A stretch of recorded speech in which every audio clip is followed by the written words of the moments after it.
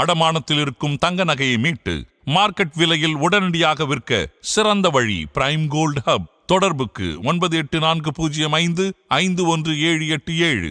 தங்கத்தை மட்டுமல்ல, உங்கள் தன்னம்பிக்கையையும் மீட்டுத் தருகிறோம். ஆச்சி கொழுக்கட்டை மாவு வந்தாச்சு. ஆச்சி கொழுக்கட்டை மாவிற்கு கொழுக்கட்டை அச்சை கேட்டு வாங்குங்கள். 2024 தேர்தலுக்கு அந்த கூட்டணி முறிவுக்கு பிறகு பாஜக பல விஷயங்களை தமிழ்நாட்டில் புரிஞ்சுக்கிட்டாங்க. நமக்கு நல்ல பார்ட்னர்னா ஏடிஎம்கே தான். அதை விட்டால் பார்ட்னர்ன்றது புதுசாலாம் சேர மாட்டாங்கன்றது டெல்லி பாஜகவுடைய முடிவு. அந்த அடிப்படையில் தான் அதிமுகவோட ஒன்று சேர்றாங்க. ஏன்னா அதிமுகவுக்கு பிஜேபி இல்லைன்னா கூட்டணி வரத்துக்கு ஆள் இருக்காங்க. தாவேகா கூட வரத்துக்கு வாய்ப்பு இருந்தது. நம்ம என்டிஏல இருந்தவங்கள வெளியில் விட்டுறக்கூடாது, புதுசாக ஆளை கொண்டு வரலாம். அதே நேரத்தில் என்டிஏல இருந்த இப்போ ஓபிஎஸ்ஸோ தேமுதிகவோ டிடிவி அதிமுக தலைமையோடு பேசிட்டு இதெல்லாம் உள்ளே கொண்டு வரதுக்கு வேலையை பண்ணணும். ஓகே, குறிப்பாக தாவேகாவை ட்ரை பண்ணிக்கிட்டே இருக்கணும். எப்போ இருந்தாலும் வேறு வழி. அண்டர் எஸ்டிமேட் பண்ணுறீங்கன்னு நீங்கள் சொன்னப்போ நானே கேட்டிருக்கேன். தனியாக ஒரு கட்சி நின்று ஆட்சியை பிடிக்க முடியுமா தமிழ்நாட்டில்? இந்த சூழல்ல முடியாது சார், எந்த சூழ்நிலையும் முடியாது. ஆனால் விஜய்ங்கிற ஒரு மாஸ் பவர் சார், மாஸ் பவரோட சேர்ந்து மற்ற விஷயங்களும் இருக்கும். நீங்கள் மாஸ் பவர்னா இங்கே சிவானந்த சாலைக்கு ஆர்ப்பாட்டத்துக்கு வந்தார். ஆனால் இவருக்கு டிக்கெட் எடுக்கிற அந்த கூட்டம் வருமே, அந்த கூட்டம் தான் அங்கே வந்துச்சு. 10 லட்சம் பேர் ரசிகர்கள், இது தொண்டர்கள் இருக்காங்கண்ணா. யார் கூடயாவது விஜய் கூட்டணி வச்சுட்டாரு அப்படின்னா விஜயகாந்துக்கு 3வது எலெக்ஷன்ல நடந்துச்சோ அடுத்த எலெக்ஷன்ல விஜய்க்கு நடக்க வாய்ப்பு இருக்கு. விஜய் அந்த தவறை பண்ணவே மாட்டாரு. ஆமாம், பண்ண மாட்டாரு. ஏன்னா விஜயகாந்த் தேர்தல் தோல்விக்கு பிறகும் தாக்கு பிடிச்சி நின்னார். ஒரு சீட்டு வந்த பிறகும் தாக்கு பிடிச்சி நின்னார். 2006 to 2011 வரைக்கும் தாக்கி பிடிச்சார். இவர் அதை பண்ண முடியாது. இவர் 2026 தோத்து போயிட்டார் வச்சுக்கோங்க. சீட்டே கிடைக்கல, பர்சன்டேஜ் மட்டும் கிடைக்குதுன்னா இவர் வாட்டில் ஒரு வேலையை பார்க்க போயிடுவார். பொறுத்துக்க மாட்டோம்னு உட்காந்துக்கிட்டு இருக்கிறாங்க. 12வது நாள் துறை அமைச்சரோ முதல்வரோ துணை முதல்வரோ யாராவது ஒருத்தர் இந்த மக்களை சந்திச்சு உங்களுடன் ஸ்டாலின், அவங்க என்ன கேட்குறாங்க, என்னங்க உங்களுடன் ஸ்டாலினா எங்களோட ஸ்டாலின் இல்லையாங்கன்றாங்க. இந்த இந்த இந்த விஷயங்கள்லாம் கேலிக்குரியதை கிண்டலுக்குரியதாக மாறிக்கிட்டு இருக்கு. டைம் சில பேரை வேறு இடத்துக்கு கொண்டு வந்து நிறுத்தும். அந்த டைமு இன்னைக்கு எடப்பாடிக்கு சாதகமாக போய்கிட்டு இருக்கு. அதை மேலும் மேலும் இவர்கள் எண்ணெய் ஊற்றி தீயை பெருசாகிறாங்க. மனநலம் தவறுனா ஒருத்தன், அதாவது கிட்டத்தட்ட மனநோயாளி மாதிரி ராமரை சித்தரிச்சு ஒரு வார்த்தையை போட்டு விட்டிங்கன்னா அப்போ அந்த இடத்துல ஒரு விவாதத்தை தூண்டுகிறீர்கள். அப்போ தூண்டினா நான் அந்த பிரச்சனை இப்படி டைவெர்ட் பண்ணிடலாம் இப்படின்னு என்னென்னவோ பண்ணி பார்க்குறாங்க. அந்த கார்பரேஷன் மேட்ரு அடங்குற மாதிரி இல்லை. இன்றைக்கி வைகோ விட்டு கிளப்பி விட்ருக்காங்க. நாளைக்கு முத்தரசனுங்கிறாருல அவரை விட்டு எதாவது கிளப்பி விடுவாங்க. இல்லாட்டி வேறு ஏதாவது புதுசாக யோசிப்பாங்க. இவர்கள் வேலையே இதுதான். அதை தாண்டி தான் ஒன்றும் பண்ண முடியாமல் தான் அந்த பிரச்சனை போய்கிட்டு இருக்கு. இன்னும் ஒரு 6-8 மாதம் இருக்குல்ல. ஓகே, யார் உண்மையான பாமகன்றது வந்துடும். அதுக்கு நோக்கி நகர்ற வேலையை தான் இப்போ அன்புமணி தரப்புலாம் பண்ணிக்கிட்டு இருக்காங்க. ஐயா தன் விருப்பத்தை தான் கரெக்டுன்னு நினச்சிட்டு போகிறாரு. சட்டம் வேறு, விருப்பம் வேறு. ஓகே, என்னதான் நீங்கள் கட்சி ஆரம்பிச்சிருந்தாலும், என்னதான் நீங்கள் நிறுவனராக இருந்தாலும், சட்டப்படி பார்த்தா அது எல்லாமே உரிமைகள் அன்புமணிக்கு தான் இருக்கு. ஆதநேயர்களுக்கு அன்பு வணக்கம். இன்று நம்மோடு மூத்த பத்திரிகையாளர் திருமிகு அப்துல் முத்தலீப் இருந்துள்ளார். வணக்கம் முத்தலீப் சார். வணக்கம். நல்லா இருக்கீங்களா சார்? நல்லா இருக்கேன்.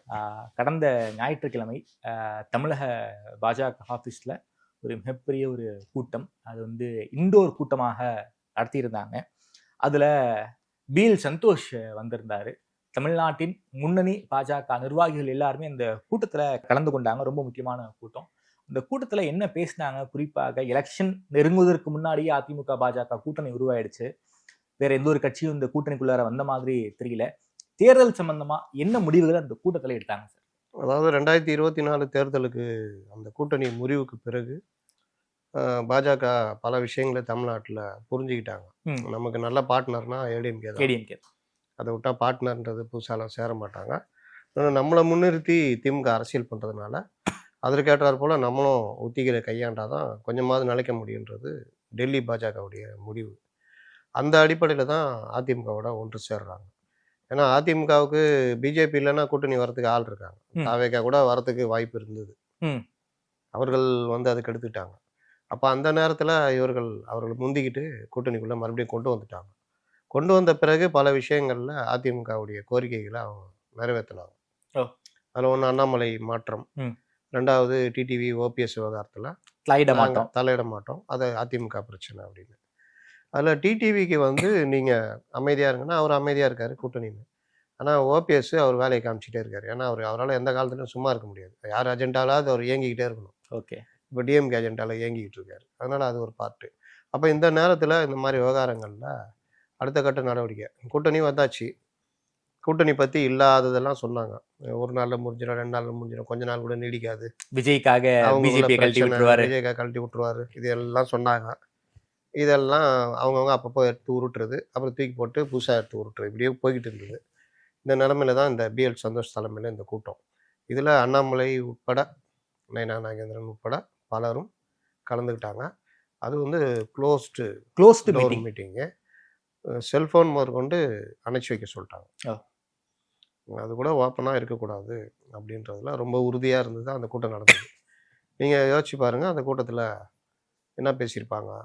பொதுவாக நமக்கெல்லாம் வந்த தகவல்னா சீட்டுகள் எண்ணிக்கை, நம்ம இத்தனை % வாங்கியிருக்கோம், அதற்கேற்ற தொகுதிகளை கேட்டு வாங்கணும், எந்தெந்த மாவட்டத்தில் நமக்கு பவராக இருக்குது, என்னென்ன பண்ணணும், என்ன பலம் பலகீனம், இந்த மாதிரி விவகாரங்கள் முழுவதுமாக அலசப்பட்டிருக்கு. அதுக்கப்புறம் முக்கியமாக சொன்னது என்டிஏ ஸ்ட்ராங் ஆகணும், ஓகே, ஆட்சியை பிடிக்கணும், திமுக ஆட்சியை அகற்றணும், அதற்கான வேலையை பண்ணுங்க, அதற்கு குந்தகம் விளைவிக்கிற மாதிரி யாரும் எதுவும் பேசிக்கிட்டு பண்ணிட்டு இருக்கக்கூடாது. ரொம்ப நாளைக்கு பிறகு சேர்ந்த ஒரு கூட்டணி, அதை முடிச்சு வைக்கிற மாதிரி பண்ணக்கூடாது. ரெண்டாவது ஊடகங்கள் பண்ணுற அந்த இதுக்கெல்லாம் தீனி போடுற மாதிரி எந்த வேலையும் பண்ணக்கூடாது.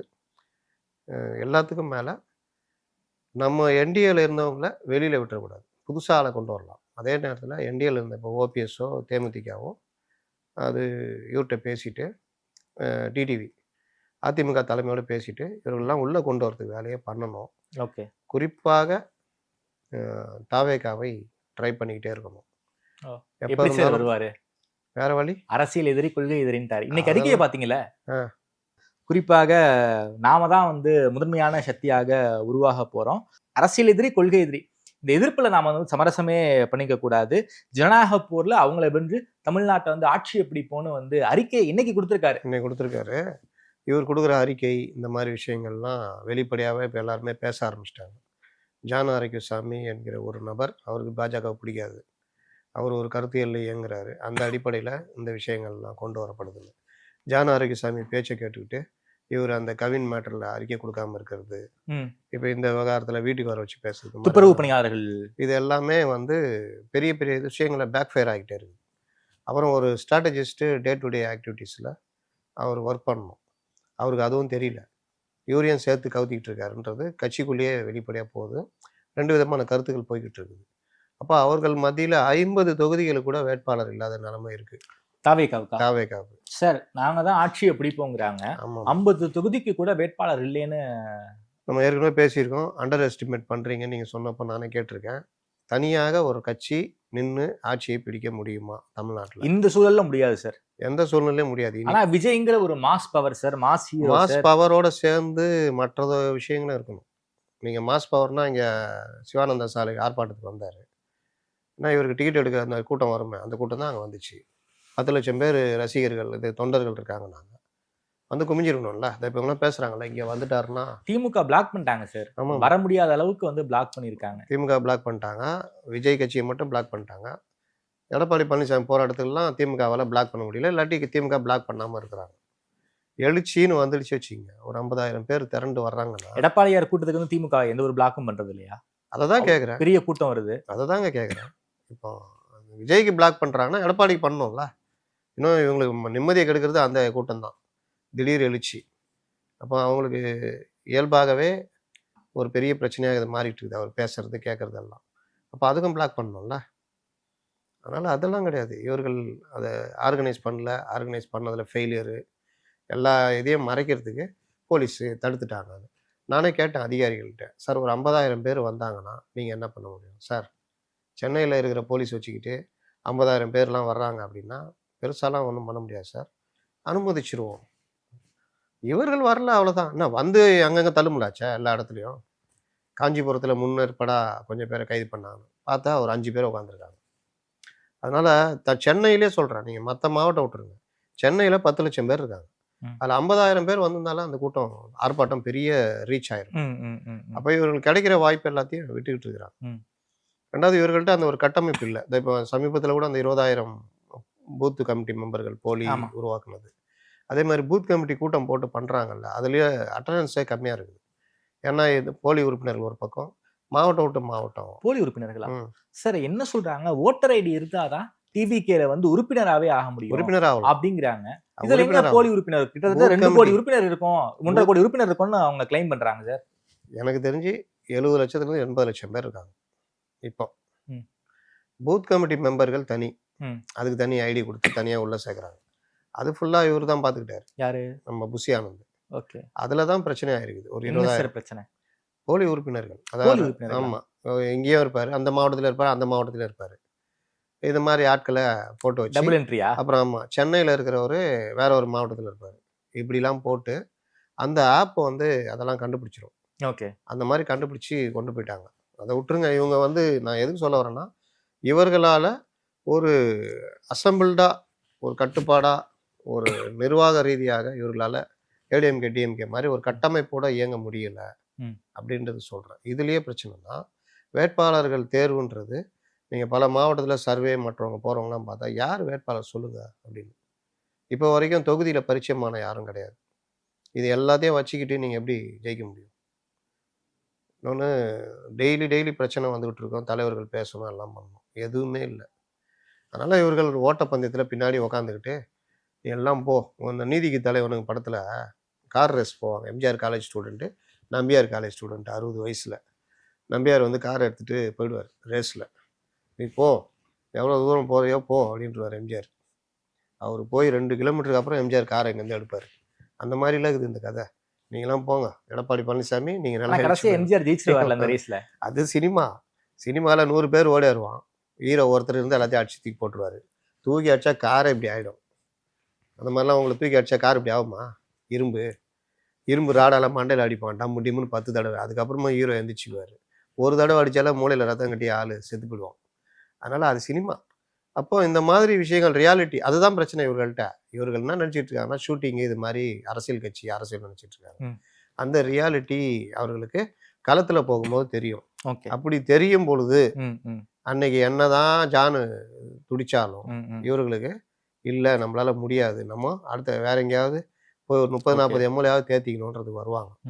இதைத்தான் பாஜக அந்த இதில் எதிர்பார்க்குறாங்க. இல்ல சார், பாஜக அப்படி சொல்றாங்க சார். இன்றைய அறிக்கையில ரொம்ப தெளிவா சொல்லியிருக்காரு, நம்ம அறிக்கையெல்லாம் போய் கொள்கை கணக்குல எதிரியும் வச்சுக்கிறீங்க. அரசியல் எதிரியும் சமரசமே இல்லாம எதிர்த்து நின்று ஜனநாயக போர்ல அதிமுக வெற்றி எதிர்த்து அறிக்கை விட பெறுவோம். சொல்லுங்க.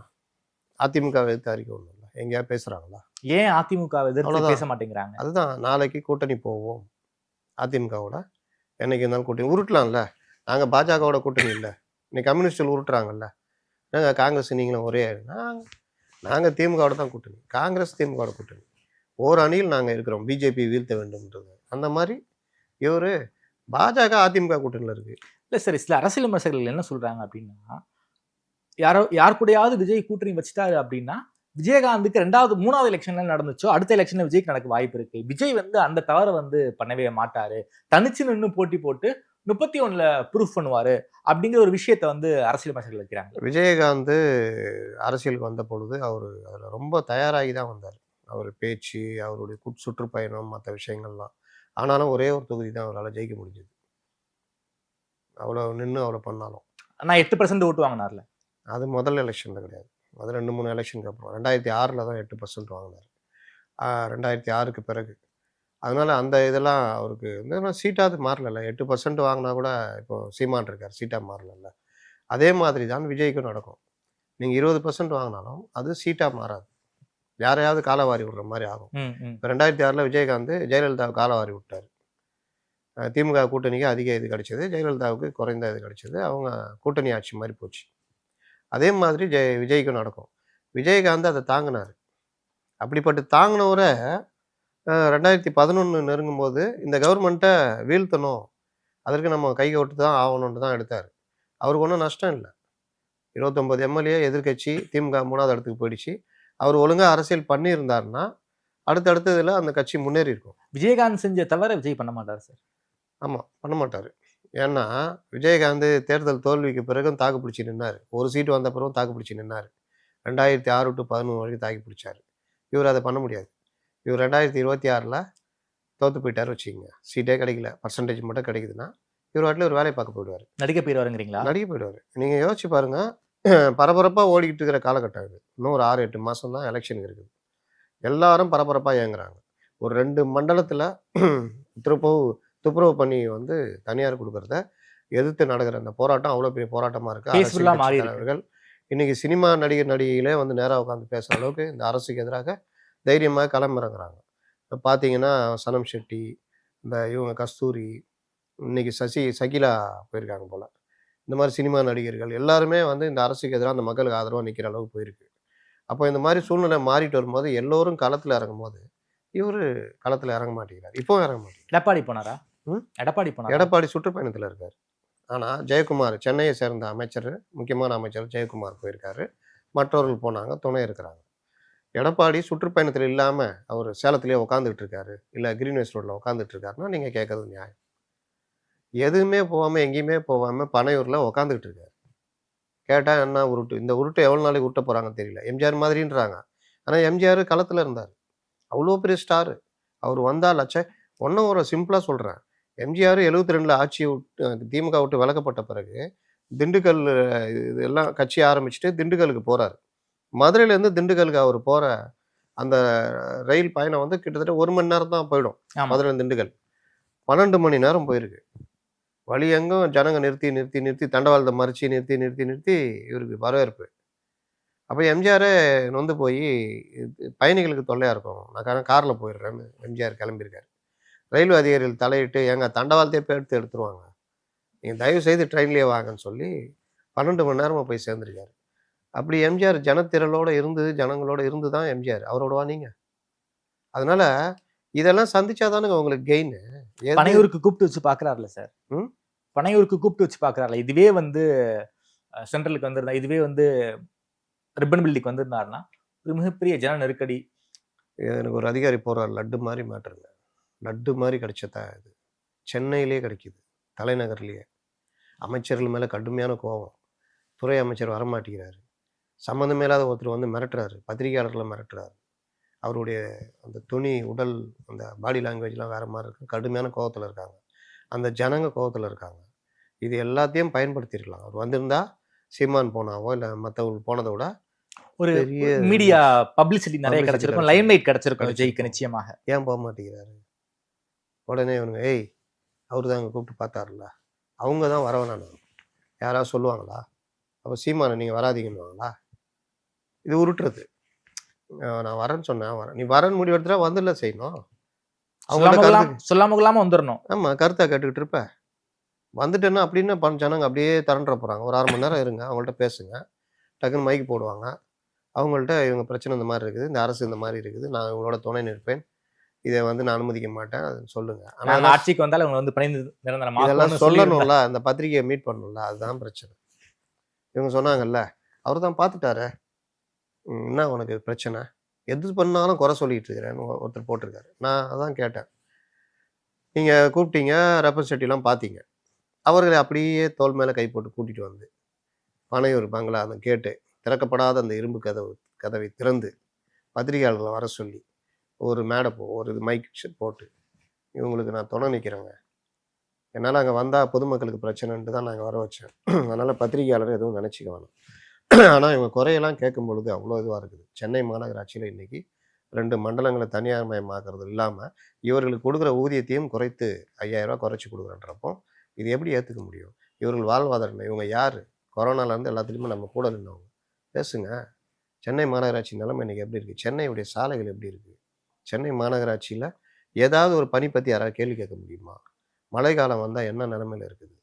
இதெல்லாம் வந்து சீர் செய்யப்படணுமா வேணாவா? இது ஒரு துறை அமைச்சர் இன்னை வரைக்கும் வந்து பார்த்தாராங்க. ஏன் சார் கே நேரு போகாம சேகர்பாபு இந்த இஷ்யூ டீல் பண்ணிக்கிட்டு இருக்காரு? சேகர்பாபு சம்பந்தப்பட்ட தான் அமைச்சர் வந்து கே நேரு அவர்கள் தான். சென்னையை பொறுத்த வரைக்கும் சேகர்பாபு தான் திமுக மெயின்டைன் பண்ணுறாரு. திமுக மாவட்ட செயலாளர்கள்லாம் அவர் தான் பெரிய இது. அவருக்கும் மாசுக்கும் போட்டி, மாசுவால் அந்த அளவுக்கு பண்ண முடியல. இவர் சேகர்பாபு தான் எல்லா இடத்துலையும் ஆல் இன் ஆல். அதுக்கப்புறம் இந்த பிரியாவை கொண்டு வந்தது சேகர்பாபு தான் கொண்டு வந்தது. மாசு ட்ரை பண்ணார் அவங்களால கொண்டு வரதுக்கு. சேகர்பாபு செல்வாக்கை பயன்படுத்தி பிரியாவை கொண்டு வந்துட்டார். அதுலேருந்து இவர் வந்து கூட நின்றுட்டு பேட்டி கொடுப்பார். அதெல்லாம் அப்போல்லாம் யாரும் கண்டுக்கல. அப்போ இந்த கேள்வி வரலை.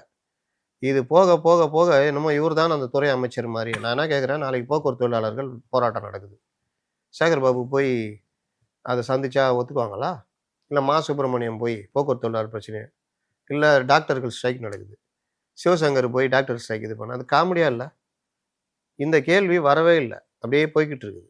நீங்கள் அன்னைக்கு போயிட்டு இந்த பேச்சுவார்த்தை நடத்திட்டு வந்து அந்த இது பண்ணார் பாருங்க, உனி யார் உனக்கெல்லாம் பதில் சொல்ல வேண்டியதில்லைன்னு. நீங்கள் பதில் சொல்ல வேண்டியதில்லை, ஒரு நீளமுக்கெல்லாம் பதில் சொல்ல வேண்டியதில்லைன்னா நீங்கள் எப்படி பதில் சொல்லுவீங்க? துறை அமைச்சரில் வந்து இது பேசணும், பேச்சுவார்த்தை நடத்தணும். என்னதான் நிர்வாகம் இது உங்கள் இஷ்டம்னாலும் துறை அமைச்சருக்கு தெரியாமல் உங்களுக்கு தான் தெரியும். சரி, நீங்கள் ஒரு முடிவு எடுக்கிறீங்க, 2 தினம் நான் கேன்சல் பண்ணுறேன்னு. நேரு சொல்கிறாரு, ஏன் துறை இல்லை, அது அப்படியே நீடிக்கும்ன்றாரு. என்ன பண்ணுவீங்க? நீங்கள் ஒரு அறநிலைத்துறையில் ஒரு அதிகாரி கூப்பிட்டு ஆர்டர் போடலாம், ஏன்னா துறை அமைச்சர். இது உள்ளாட்சி துறையில் நீங்கள் எப்படி ஏதாவது ஆர்டர் போட முடியுமா? நிச்சயமா முடியாது. ஏன் வந்து அவ்வளோதாங்க. இந்த ஆட்சியுடைய இது அப்படிதான், எதுக்குமே ஒரு இதுவே கிடையாது. அதிகாரிகள் பேரலல் கவர்மெண்ட் நடத்துறாங்கன்னு கோர்ட்ல வந்து ஆனந்த் வெங்கடேஷ் சொன்னாரு. அப்போ அது நடக்குது இல்லை? நடக்கும்போது தானே அவங்க சொல்கிறாங்க. எனக்கு என்னென்னு ஒரு அதிகாரி கிளம்புவார், அவர் இஷ்டத்துக்கு பண்ணுவார், ஒரு ஐபிஎஸ் அதிகாரி அவர் இஷ்டத்துக்கு பண்ணுவார், அவர்கள் பேட்டி கொடுப்பாங்க, ரீல்ஸ் போடுவாங்க. யாருக்கும் முதல்வரை பற்றி யாரை பற்றியும் பயம் இல்லை.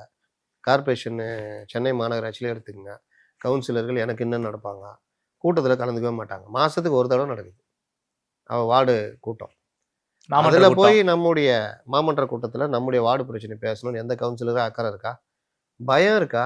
நம்ம கலந்துக்கலன்னா ரிப்போர்ட் போடுவாங்க, சிஎம்க்கு போவோம், கட்சி தலைவருக்கு போவோம், இந்த பொறுப்பாளர் தான் இருக்கிறாரு சேகர் பாபு, இப்போ இவங்களுக்கெல்லாம் போவோம் அப்படின்ற பயம் இருக்குதா? 200 பேருக்கு 80 பேர் தான் அட்டண்டன்ஸ். இது எப்போத்துலேருந்து ஒவ்வொரு மாதமும் நான் கவனிக்கிறேன், நான் கேட்பேன் ரிப்போர்ட்டருங்கள. ஆமாண்ணா 60 பேர்லேருந்து 80 பேர், அதுலேயும் கேன்டீனில் போய் உட்காந்துக்குவாங்க, கையெழுத்து போட்டு படி வராது. ஆமாம், படி வராது. அப்போ இது இவர்கள் என்ன எண்ணம்?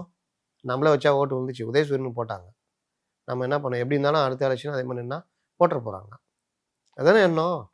இவங்களோட வேலை செஞ்சு இவர்கள்ட்ட பரிச்சயமாகி இவர்களுடைய உள்ளத்தை கொள்ளை கொண்டு நம்ம தனிப்பட்ட முறையில் ஜெயிக்கணும்னு யாருக்கா என்ன இருக்குது? சுற்றிக்கிட்டே போயிட்டு வந்துக்கிட்டு என்னென்ன இருக்குது பார்த்துக்கிறது. இன்னொன்று என்ன, முன்னெல்லாம் ஓரளவு கவுன்சிலர்களுக்கு அது இதுன்னு ஏதாவது இருக்கும், பொறுப்பு ஏதாவது. இப்போ எங்கேயும் இல்லை, எல்லாம் மோனோபொலி ஆனதுனால நமக்கு என்ன எல்லாமே மோனோபொலியா? ஆமாம்.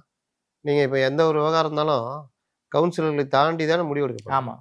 அப்போ அவங்க என்ன நினைப்பாங்க, எல்லாம் நீயே முடிவு எடுத்துக்கிறேன், இதே நீ எடுத்து, நான் இது கொடுத்து அட்டன் பண்ணணும், நான் அப்படியே ஜாலியாக சுற்றி திரிஞ்சிட்டு போய்கிட்டு இருக்கேன் அப்படின்னு. அப்போ இந்த மாதிரி விஷயங்களை தான் பேரலல் கவர்மெண்ட்டுன்னு கோர்ட்டெல்லாம் சொல்லுது.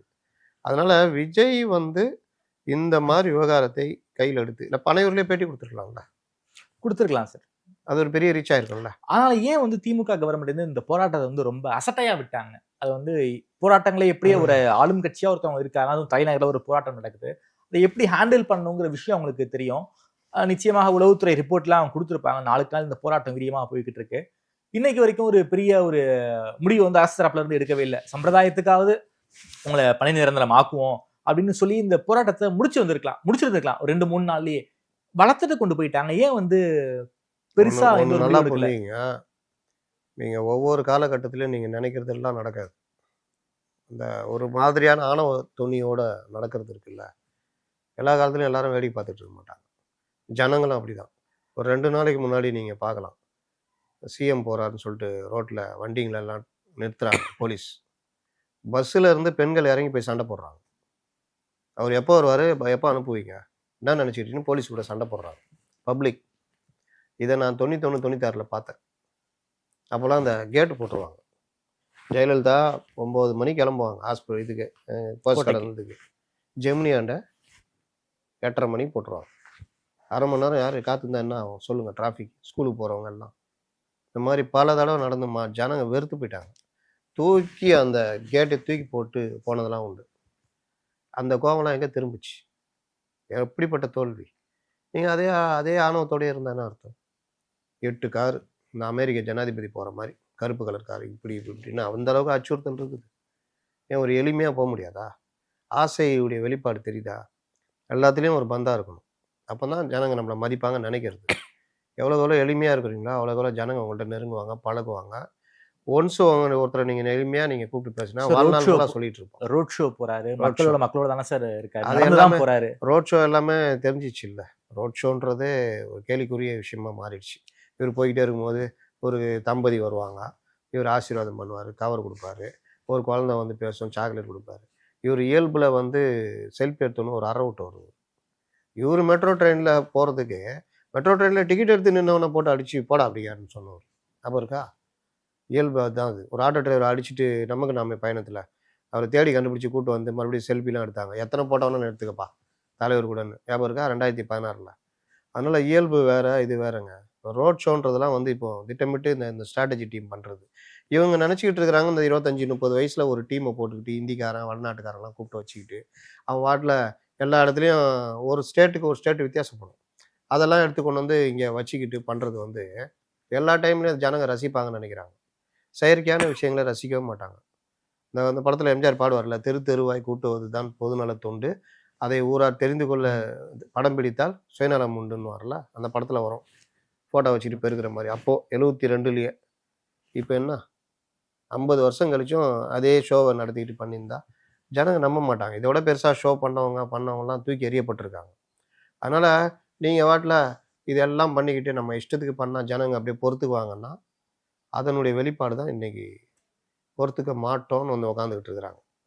12வது நாள் துறை அமைச்சரோ முதல்வரோ துணை முதல்வரோ யாராவது ஒருத்தர் இந்த மக்களை சந்திச்சு உங்களுடன் ஸ்டாலின் அவங்க என்ன கேட்குறாங்க? என்னங்க உங்களுடன் ஸ்டாலினா எங்களோட ஸ்டாலின் இல்லையாங்கன்றாங்க. கேள்வி பொருளாவதா? நீங்கள் சொன்னீங்களா ரோட் ஷோன்னு, அது மாதிரி ஒரு டெம்ப்ளேட் தானே இது. உங்களுடன் ஸ்டாலின், தாயுமானவர், அதெல்லாம் எங்கேருந்து கண்டுபிடிக்கிறாங்க? அது வள்ளலார்னு ஒரு பேர் வச்சுட்டு அதுக்கு ஒன்று எதாவது பண்ணுவாங்கன்னு நினைக்கிறேன். இந்த இந்த இந்த விஷயங்கள்லாம் கேலிக்குரியதை கிண்டலுக்குரியதாக மாறிக்கிட்டு இருக்குது. நீங்கள் ஜனங்களுக்கு வந்து ரியாலிட்டி தான் ஜனம் பார்ப்போம். கரண்ட் பில் கட்ட போனோன்னா கடுமையான கோவம் வரும்.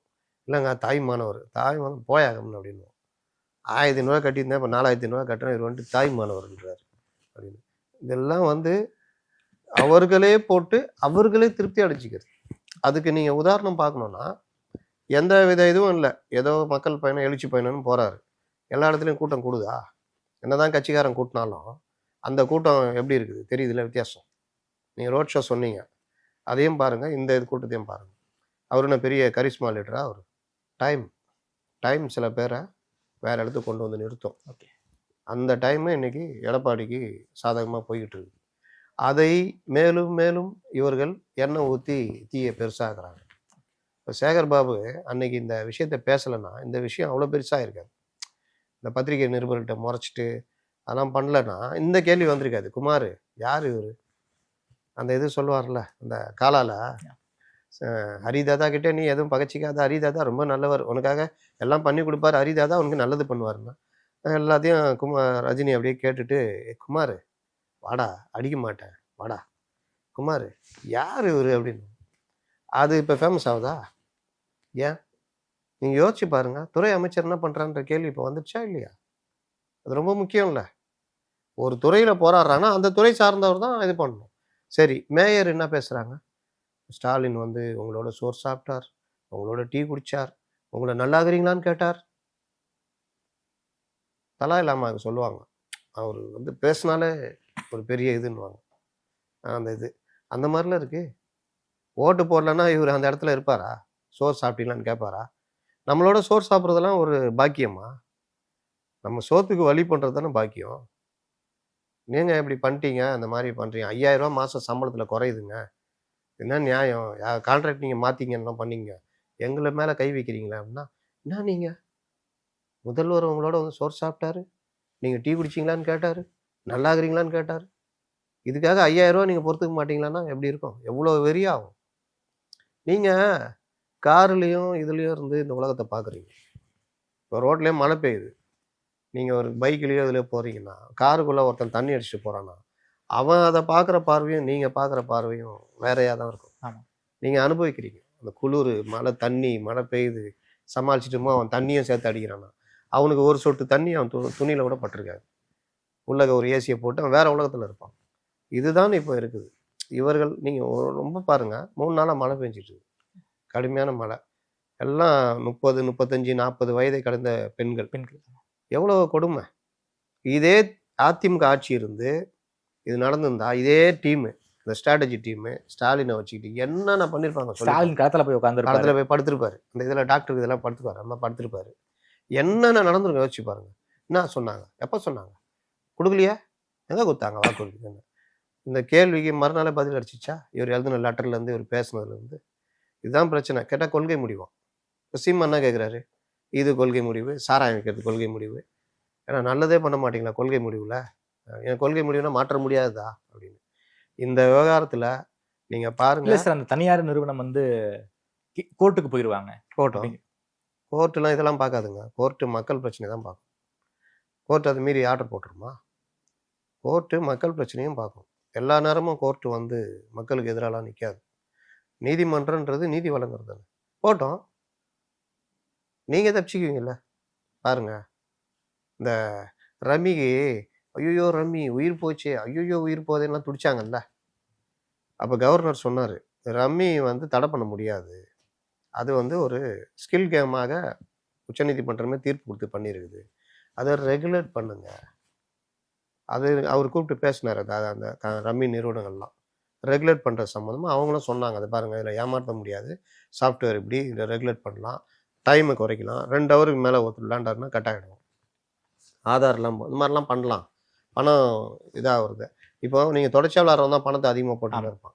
கட் ஆகிடுச்சுன்னா அவன் ஃபஸ்ட்லேருந்து ஆரம்பிக்கிற மாதிரி இருக்கும். அந்த மாதிரிலாம் பண்ணுங்கள், குறிப்பிட்ட தொகைக்கு மேலே விளாட அந்த மாதிரிலாம் பண்ணலாம் அப்படின்னு. இவர்கள் ரம்மி ரவி அந்த ரவின்னு சொல்லிக்கிட்டு அப்படியே துடிச்சு உயிர் போதே ஐயோயோ, இந்த நீட்டுக்கு துடிச்சாங்களா அந்த மாதிரி துடிச்சாங்க.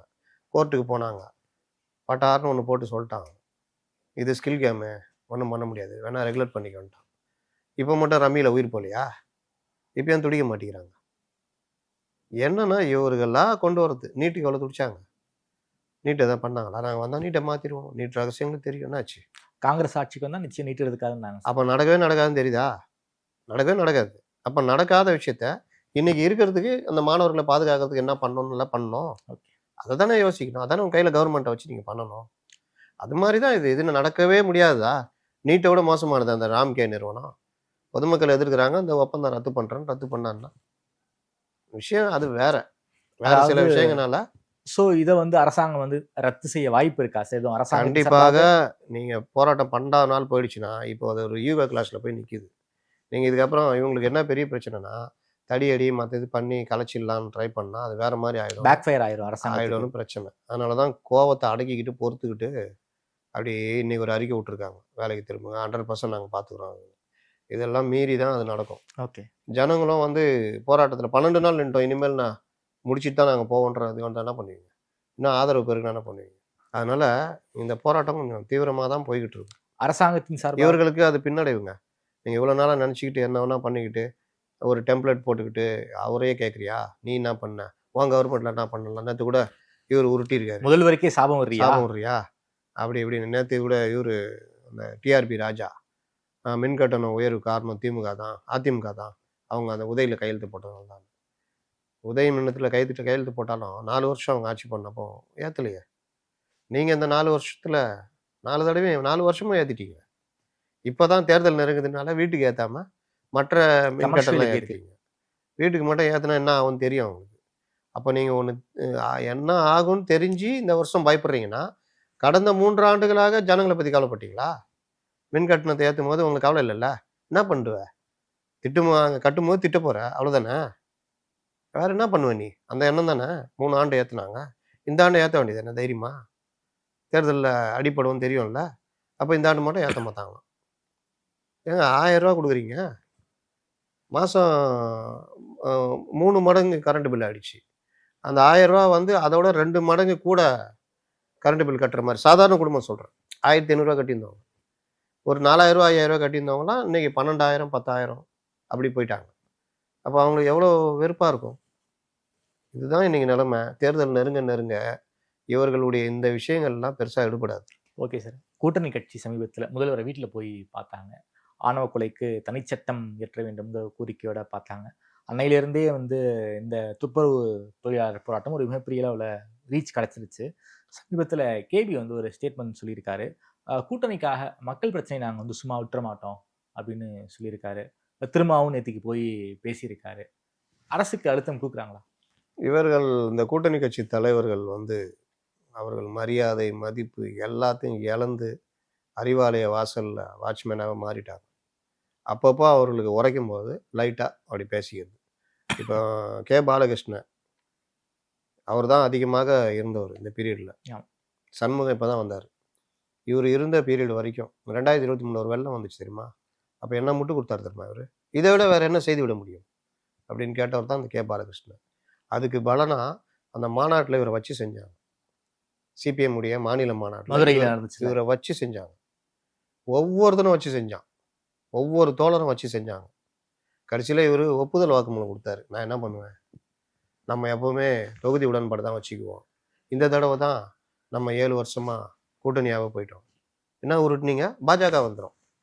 பாஜக வருதோ வரலையோ இங்கே இருக்கிறத கேட்கணும்ல. பாஜக வரட்டுங்க, அதை தடுக்கிறீங்க, அதை பண்ணுறீங்க. நீங்கள் உங்கள் சுயத்தன்மை இழக்காமல் பண்ணியிருக்கணும்ல, வேலை செஞ்சுருக்கணும்ல. நீங்கள் என்ன பண்ணாலும் அவங்க முட்டு கொடுத்தாலும் எது கேட்டாலும் பாஜக வந்துடும். பாஜக வந்துடும். கொள்கை கூட்டணி உருட்டி உருட்டி நீங்கள் இன்றைக்கி சிபிஎம் எங்கே கொண்டு போய் நிறுத்திருக்கீங்க.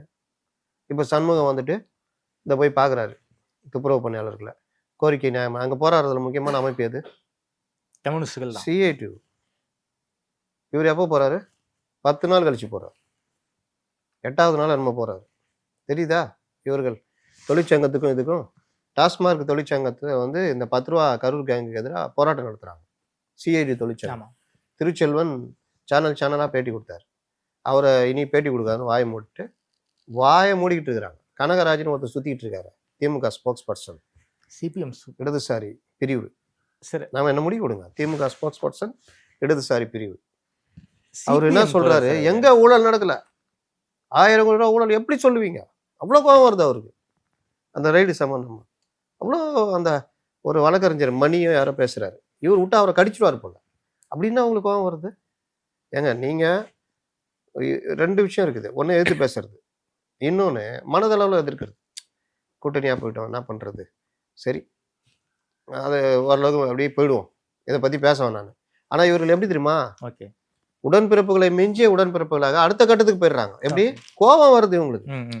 அதை பற்றி டாஸ்மார்க்கு இது முறைகேடுன்னு பேசுனா கோபம் வருது. அப்போ இவர்களுடைய தொழிற்சங்கம் தானே அந்த 10 ரூபா மேட்டரை வெளியே கொண்டு வந்தது. அப்போ இவர் எங்கே இருந்தார், இந்த கனகராஜன்றவர்? அந்த கூட இருந்தவர் மணின்றவர் கேட்கல. அப்போ தெரியுதா இவருடைய நிலைமை? இதே மாதிரி தான் திருமாவளவன் பாருங்க, ஒரு நாள் என்னை வீழ்த்தி விட்டு தான் என் மேல் ஏறி தான் நீங்கள் திமுக வீழ்த்த முடியும், 1000 மதம் ஆச்சரியங்கள் அதை சண்டைகள் இருந்தாலும் கொள்கை என்று வந்த போல் நாங்கள் ஒன்று இருப்போம் அப்படின்னு சொல்றது. திடீர்னு அசைன்மெண்ட். இவர்களுக்கு இப்போ என்ன அசைன்மெண்ட் தெரியுமா, முன்னெல்லாம் இந்த பத்திரிகையாளர்கள், அவர்கள் அரசியல் விமர்சகர்கள், இந்த போர்வையிலகிறவங்க அசைன்மெண்ட் கொடுப்பாங்க, இல்லாட்டி வேற ஏதாவது கொடுத்து பிரச்சனையை டைவெர்ட் பண்ண பார்ப்பாங்க. இந்த பிரச்சனையை டைவெர்ட் பண்றதுக்கு தான் முதல்ல திருமாவளவனை தூண்டி விட்டது எம்ஜிஆர், ஜெயலலிதா, பார்ப்பனர் அப்படி இப்படின்னு. அதுக்கப்புறம் அது செம்ம அடி, சாதாரண அடியில் மறுநாள் விளக்கம் சொல்லி மன்னிப்பு கேட்குற அளவுக்கு போயிடுச்சு. அதுக்கு பிறகு இன்னைக்கு வைக்கோ வா ஒரு வால் வாங்க போஸ்ட்டுங்க எம்ஜிஆர் பற்றி. இன்னைக்கு அவர் அந்த முல்லை பெரியார் பிரச்சனையில் எம்ஜிஆரால் தான் இதாச்சு. அப்போ 1974 காவிரி மறு ஒப்பந்தம் போட்டது யாரால் ஆச்சு? அன்றைக்கி யார் முதலமைச்சராக இருந்தது? யார் காவிரி உரிமையை விட்டு கொடுத்தது? 154 டிஎம்சி தண்ணி என்னமோ நமக்கு வரணும், அதை பாதிக்கு பாதியாக குறைச்சிக்கிட்டது யார்? இன்னை வரைக்கும் பேசுகிறாங்கல்ல, பேசுங்க, நீங்களே முழங்கி இருக்கீங்கல்ல. அப்போ இது ஒரு அசைன்மெண்ட்டாக ஓட்டுகிறார்கள். ஒவ்வொருத்தரை விட்டு ஒவ்வொரு நாள் ஏதாவது பேசுறது. அதுக்கு பின்னாடி வைரமுத்தா வாங்க ராமரை பற்றி பேசுங்க. வைரமுத்துக்கு தெரியாத இலக்கியமா? ராமர் எந்த நிலைமையில இருந்தாரு அப்படின்றத கம்பராமாயணத்தை சொல்றாங்க. எப்படி மனைவியை இழந்த ஒருத்தன் பெரிய மன உளைச்சல்ல இருப்பான். அப்போ அவரால் வந்து அந்த இயல்பான ஒரு நிலைமைக்கு இல்லை முடியல. அந்த நேரத்தில் உதவி செய்கிற சுக்ரீவனுக்கு அவன் நிலைமையை கேட்கும் பொழுது, சார் என்னையும் அதே மாதிரி தாங்க எங்கள் அண்ணன் அடித்து தோர்த்திட்டு என் மனைவியை அபகரிச்சிட்டு இருக்காங்கன்னு. மனித வாழ்வு வேற, இவர்கள் வாழ்வு வேற. இவர்கள் இதில் வந்து அரசில் அடித்து தோர்த்திட்டா, ஒருத்தன் இது பண்ணிட்டா மனைவியை எடுத்துக்கலான்றது அவர்களுடைய தர்மம் அது. ஆனால் மனைவியை இழந்த ராமனுக்கு அது ஒரு இதுவாக இருக்குது. இப்போ காதலிக்கிற வயசில் எவன் காதலிச்சு இது பண்ணாலும் நமக்கு தோணும், ஐயோ காதலிக்கிறாங்க நல்லது, அவங்க ஏதாவது ஹெல்ப் பண்ணணும்னு தோணும். ஞாபகம் இருக்கா? அந்த மாதிரி இவர் மனைவி இழந்தவர், இவன் மனைவி இது பண்ணிட்டான் நான் பார்த்துக்கிறேன் அப்படின்னு வரும்பொழுது, வாலி கூட சண்டை போட்டால் சக்தியில் பாதி போயிடும் அப்படின்னோன்னா, சரி நீ சண்டை போடு நான் பார்த்துக்கிறேன் அப்படின்னு நான் மாலையை போட்டு 2 பேரும் சண்டை போடும்போது வாலியை மறைந்திருந்து அம்பாலா எழுதுறாரு. அது எழுதும்போது அப்புறம் வாலி வந்து கேட்குறாப்புல, போகிறதுக்கு முன்னாடி அவங்க மனைவி சொல்லுவாங்க, போவாதீங்க ராமர் ஏதோ வந்திருக்காரு போல இவங்களோட, உங்களுக்கு உயிருக்கு ஆபத்துன்றப்போ ராமர்லாம் அப்படி பண்ண மாட்டார். ராமச்சந்திர பிரபு வந்து அப்படிப்பட்ட நீதி நிறுவனர், என் சகி நியாயம் இருக்குது, அவர் வந்து அந்த மாதிரி பண்ண மாட்டார்னா அதை மீறி அம்பெய்த பிறகு அவர் பேசுவார் ராமர்கிட்ட, என் உயிரை கேட்டு தான் நான் கொடுத்துருப்பேன், உங்களை அப்படி நம்பி நான் சொல்லிட்டு வந்தேன், நீங்கள் என்னை வந்து அம்பெய்திட்டீங்க, என்ன நியாயம்னு கூட நீங்கள் கேட்கல அப்படின்லாம் பேசுவார். இதை சொல்கிற வைரமுத்து இந்த மாதிரி மனைவியை பிரிந்த ஒரு மன உளைச்சலில் இருந்தார், அதை வால்மீகி மன்னித்தார், கம்பன் மன்னிக்கவில்லை அப்படின்ற மாதிரி சொல்லிட்டு கூட போகலாம். மனநலம் தவறுன ஒருத்தன், அதாவது கிட்டத்தட்ட மனநோயாளி மாதிரி ராமரை சித்தரிச்சு ஒரு வார்த்தையை போட்டு விட்டீங்கன்னா அப்போ அந்த இடத்துல ஒரு விவாதத்தை தூண்டுகிறீர்கள். அப்போ தூண்டினா அந்த பிரச்சனை இப்படி டைவர்ட் பண்ணிடலாம் இப்படின்னு என்னென்னவோ பண்ணி பார்க்குறாங்க. அந்த கார்பரேஷன் மேட்ரு அடங்குற மாதிரி இல்லை. இன்னைக்கு வைகோ விட்டு கிளப்பி விட்டுருக்காங்க, நாளைக்கு முத்தரசனுங்கிறாருல அவரை விட்டு ஏதாவது கிளப்பி விடுவாங்க, இல்லாட்டி வேற ஏதாவது புதுசாக யோசிப்பாங்க. இவர்கள் வேலையே இதுதான். அதை தாண்டி தான் ஒன்றும் பண்ண முடியாமல் தான் அந்த பிரச்சனை போய்கிட்டு இருக்கு. சார் அதே போல் தேமுதிக கேப்டன் படத்தை யாரும் யூஸ் பண்ணக்கூடாதுன்னு சொல்லி வந்து ஒரு அறிக்கை ஒன்று விட்டுருந்தாங்க. அவங்க எம்ஜிஆர் படத்தை யூஸ் பண்ணுறாங்க. நேற்றுக்கு ஒரு ஃபோட்டோ பார்த்துருப்பீங்க, ஜெயலலிதா அவர்கள் பக்கத்தில் வந்து அன்னியார் அவர்கள் நிற்கிற மாதிரி ஒரு ஃபோட்டோ. அதுவும் வந்து ஒரு ஃபேஸ்ஃபுல்லாக மாறி இருக்கு. என்ன சொல்ல வராங்க? அதாவது சிஎம்ஐ போய் பார்க்குறாங்க, வேலூர் போனால் கேசி வீரமணியை போய் பார்க்குறாங்க, கேசி வீரமணி எங்கள் கூட தான் இருப்பாங்கன்னு பேட்டியும் கொடுக்குறாரு. என்ன சொல்ல வராங்க சார் தேமுதிக? டிமாண்டு கிரியேட் பண்ணிக்கிறது. இப்போ வேற யாராவது ஒரு கம்பெனியில் வேலை செய்கிறாரு, இன்னொரு கம்பெனியில் போய் சேர்றாரு, கேட்குறாரு, இங்கே ஒரு 60,000 சம்பளம்னா 65 ரூபா ஆஃபர் லெட்ரு. என்ன சார் கிளம்பிடுவா, 65 ரூபா போயிடுவான்னு. உங்கள் தேவை இந்த கம்பெனிக்கு இருக்குது. என்ன குமார் இப்படி கோச்சிக்கிற? என்ன சொல்லிட்டேன், இப்போ அதே 65 ரூபா நான் கொடுத்துட்றேன், சந்தோஷமா இரு. இங்கே இருந்தேன்னா கிராஜுவிட்டி கிடைக்கும், 4 வருஷம் வேலை செஞ்சுட்டேன். இப்போ அங்கே போனால் போய்டும்ல, இதே கட்டாகும். எதுக்கு 65 ரூபாலாம் முடியாது, சரி ஒரு 2 ரூபா போட்டு தரேன், நான் பேசுகிறேன் ஹெச்ஆர்ட்ட. நீ ஏன் இந்த டிமாண்ட் இருக்குல்ல அந்த ஆஃபர் லெட்ரு, அதுதான் போய் திமுகட்ட பேசிட்டு ஒரு ஆஃபர் லெட்ரு 4+1 என்ன சொல்கிறேன், என்ன சொல்கிறீங்க கொடுத்துட்டாங்க. என்ன இப்போ எது கோச்சிக்கிற? நான் என்ன சொன்னேன், ஒரு ராஜ்யசபை தான் கொடுக்குறோன்ட்டல, அது கொடுக்குறேன்ட்டேன். அப்புறம் மற்றதான் நீ தானே சொன்ன, ஜனவரியில் தான் நாங்கள் முடிவெடுப்போம் யாருடன் கூட்டணி என்று அப்படின்னு. அதனால தான் நாங்களும் கம்முன்னு போயிட்டோம். அப்படி சொன்னால் விட்டுறதா அப்படின்னு. சரி வா என்ன பேசுவோம். இப்படி தான் இந்த டைலமால வச்சுக்கிட்டு அதில் கில்லாடி இந்த அம்மா விஜயகாந்தை வச்சு வியாபாரம் பண்ணி பெரிய அளவில் கட்சியை ஒன்றுலாம் ஆக்குனதில் இவங்களுக்கு பெரும் பங்கு உண்டு. 2014 பார்கெனிங்ல ஐயா ராமதாஸ் சூத்ருவார் போல இருக்கு அந்நியார். ஆமாம், அதெல்லாம் அவங்க ராமதாஸ்லாம் தூக்கி சாப்பிட்ருவாங்க. ஆனால் ராமதாஸ் ஒவ்வொரு தடையும் ஜெயிப்பார், சில நேரம் வந்து தப்பான முடிவு எடுத்து கவருவார். ஆனால் இவங்க வந்து தப்பான முடிவே எடுத்து நீங்கள் எது ஆனாலும் பரவாயில்ல எனக்கு தானே. 2014 நீங்கள் ஜெயலலிதா கூட போயிருந்தா 2 MP 3 MP ஜெயிச்சிருக்கலாம்ல. நீங்கள் கொண்டு போய் வலுக்கட்டாயமாக அங்கே கொண்டு போய் பிஜேபி என்டிஏல இப்போ தள்ளி ஒன்றுலாம் போனீங்க. அதனால் இவர்கள் வேலையே இந்த இதுதான், இப்படி பண்ணிட்டு போகிறது. ராமதாஸும் இந்த மேலே தான் பண்ணார். இப்போ அது அவர் கட்சிக்குள்ளேயே விடிஞ்சிருச்சு. அதாவது திமுக கூப்பிட்டோன்னே கிளம்பலான்னு முடிவெடுத்தப்போ தான் சன்னு ஒத்துக்கல, பொதுக்குழு கூட்டிட்டாரு. லாஸ்ட்டில் அது ஈகோ கிளாஷ் ஆகி இவர் ரொம்ப கோபமாக முடிவெடுத்து அவர் இப்போ ஒரு 2ல் போய் நின்ட்டார். பொதுக்குழுவை கூட்டி பொதுக்குழு வந்து இப்போ நீதிமன்றமே சொல்லிச்சு இந்த விவகாரத்தை கிடையாது முடியாது, சட்டம் ஒழுங்கு பிரச்சனைலாம் அது இன்டோர் மீட்டிங். அவங்க போலீஸும் என்ன சொல்கிறாங்க, நாங்கள் அதை அப்படி ஏற்பட்டால் நாங்கள் பார்த்துக்குறோன்றாங்க. அதை மீறி இதில் வந்து தலையிடுற மாதிரிலாம் ஒன்றும் இல்லை, பைலாலாம் வேறு மாதிரி இருக்குது. அப்படி நீங்கள் பைலா பிரகாரம் இப்படின்னா நீங்கள் உரிமையல் நீதிமன்றத்தில் போய்க்கிங்கன்றாங்க. உரிமையல் நீதிமன்றத்துக்கு தான் போக முடியும். ஓகே, ஏன்னா இவர்கள் அங்கீகரிக்கப்பட்ட கட்சியும் கிடையாது, அங்கீகரிக்கப்படல தான் போயிடுச்சு அவங்களுடைய. அதனால இப்போ இவர் வந்து பொதுக்குழு கூட்டி தன்னை தலைவராக மற்றது நிறைவேற்றிட்டாரு. இப்போ இவர் பொதுக்குழு கூட்டுறாருன்னா நாளைக்கு வந்து கோர்ட்டுக்கு போனாங்கன்னா கோர்ட்டு கூப்பிட்டு கேட்கும். இப்போ ஓபிஎஸ்க்கு எடப்பாடிக்கு நடக்கலையா? ஸோ அதே மாதிரியான சினாரியோ வந்து பாமக யார்கிட்ட இங்கே அதிகமான ஆள் இருக்காங்க, இவங்ககிட்ட தான். யார் கூட்டுறதுக்கு அதிகாரம் இருக்கு? அன்புமணி தான். யார் பொதுக்குழு அதிகம் வச்சிருக்கா? அன்புமணி தான். எம்எல்ஏ யார் வச்சிருக்கா? அன்புமணி தான். மாவட்ட செயலாளர் அன்புமணி தான். அப்புறம் என்ன நாங்கள் வேற சொல்லணுமா? அவங்க தான் அப்படின்றோம். எலெக்ஷனுக்குள்ள இந்த பிரச்சனை முடிவுக்கு வருமா சார்? முடிவுக்கு வரலாம், கோர்ட்டுல போய் கொஞ்சம் ஸ்பீடப் பண்ணா வர வாய்ப்பு இருக்கு. இல்லை போட்டி வேட்பாளர் போடுற அளவுக்கு ஐயா போயிட்டாருன்னா அது என்ன போனாலும் கோர்ட்டுக்கு போயிட்டு இவங்க பண்ணுறாங்க வச்சு ஹைகோர்ட்டு அதை எடுத்து உடனே ஸ்பீடாக பண்ணணும் அப்படின்னா ஹைகோர்ட் ஒரு தீர்ப்பு கொடுக்கும். ஓகே, அதேமாரி அதுக்கு எதிரான இது பண்ணுவாங்க, சுப்ரீம் கோர்ட்டு போவாங்க. சுப்ரீம் கோர்ட்லேயும் அதற்கான இது சீக்கிரமாக ஹியரிங் எடுத்து பண்ணிட்டாங்கன்னா இன்னொரு 6-8 மாதம் இருக்குல்ல, ஓகே, யார் உண்மையான பாமகன்றது வந்துடும். அதுக்கு நோக்கி நகர்ற வேலையை தான் இப்போ அன்புமணி தரப்புலாம் பண்ணிக்கிட்டு இருக்காங்க. ஐயா வந்து தன் விருப்பத்தை தான் கரெக்டுன்னு நினச்சிட்டு போகிறாரு. சட்டம் வேறு, விருப்பம் வேறு. ஓகே, என்னதான் நீங்கள் கட்சி ஆரம்பிச்சிருந்தாலும், என்னதான் நீங்கள் நிறுவனராக இருந்தாலும், சட்டப்படி பார்த்தா அது எல்லாமே உரிமைகள் அன்புமணி தான் இருக்குது. நீங்கள் யோசிச்சு பாருங்கள், இவர் ராஜ் தாக்கரே வந்து கட்சி அவர் தான் ஆரம்பித்தார், சிங்கமாக இருந்தார் அவர் மகாராஷ்டிராவில். அவர் பையன் உத்தவ் தாக்கரே. ஆனால் நீ கட்சி யார்கிட்ட இருக்கு? ஏக்நாத் ஷிண்டே. ஏன் போச்சு? தேர்தல் ஆணையிட்ட போகும்போது யார்கிட்டப்பா அதிக எம்பி இருக்காங்க? என்கிட்ட தான் ஐயா. அதிக எம்எல்ஏ என்கிட்ட தான் ஐயா. வேறு பொதுக்குழு எல்லாம் என்கிட்ட தான் ஐயா இருக்காங்க. சரி, நீங்கள் ஐயா கட்சி எங்கள் அப்பா தான் ஐயா, அவர் ஆரம்பித்தது ஐயா. கட்சி உங்கள் அப்பா ஆரம்பிச்சு என்ன பண்ணலாம்? சட்டப்படி பார்த்தா எல்லாமே இவர்கிட்ட தான் இருக்குது. அதனால் சின்னமும் கட்சி அவருக்கு தான், நீ புதுசாக ஆரம்பிச்சுக்கிட்டாங்க. நடந்ததா இல்லையா? அதனால நீங்க அந்த தந்தை மகன் இந்த கோர்ட்ல அழகா அந்த தீர்ப்புல சொல்லியிருப்பாரு இவரு ஆனந்த் ஆனந்த் வெங்கடேஷ். தந்தை மகன் உள்ள பிரச்சனை நான் வந்து அதை தீர்த்து வைக்கலாம்னு நான் ட்ரை பண்ணேன், அவர் வரல. அதனால இதுக்கு பிறகு இந்த விஷயத்துல என்னால் ஒன்றும் பண்ண முடியாது. அதனால அந்த சட்ட ரீதியாக பார்த்தா இதுக்குள்ள போயிட்டுலாம் எதுவும் பண்ண முடியாது. சட்ட பிரச்சனை வராத அளவுக்கு இன்டோர் மீட்டிங் தான், அதனால இதுக்கு தடையும் விதிக்க முடியாது. அதே மாரி இந்த கட்சி உள்விவகாரம்னா நீங்க உரிமையல் நீதிமன்றம் போய்க்கணும். முடிச்சு வச்சுட்டேன். Okay sir. தமிழ்நாடு அரசியல் தொடர்பான பல்வேறு கேள்விகளுக்கு ரொம்ப பதில் சொல்லியிருக்கீங்க. நேரம் கொடுத்து பேசி நன்றி முதலீடு செல்வராஜ்.